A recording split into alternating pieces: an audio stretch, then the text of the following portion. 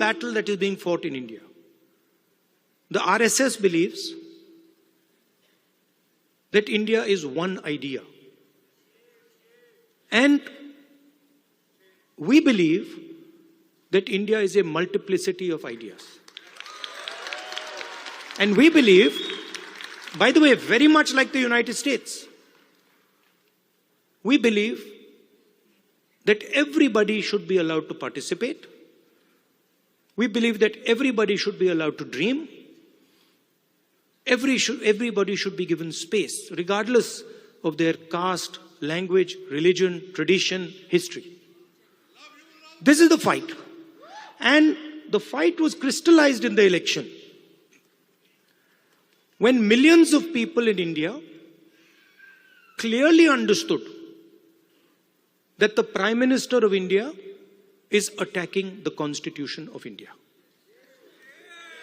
Because what I am saying to you, union of states, respect to languages, respect to religions, respect to traditions, respect to castes, this is all in the Constitution. Every single word that I have said to you is in the Constitution. The foundation of modern India is the Constitution. And what people understood in the election clearly, and I saw it happening, when I used to raise the Constitution like this, people understood what I was saying. They were saying that the BJP is attacking our tradition, attacking our language, attacking our states, attacking our histories. And most importantly, what they understood was that anybody who is attacking the Constitution of India is also attacking our religious tradition. Right? And that is why in my first speech in Parliament, you must have noticed, when I described Abhay Mudra, the fact that this is a symbol of fearlessness and it is present in every single Indian religion. You can look, you go on the internet and you can see every single Indian religion. Guru Nanak Ji holds his hand like this. Shiva holds his hand like this.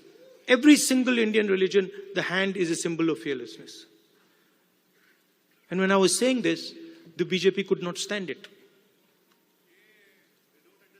They don't understand. And we are going to make them understand.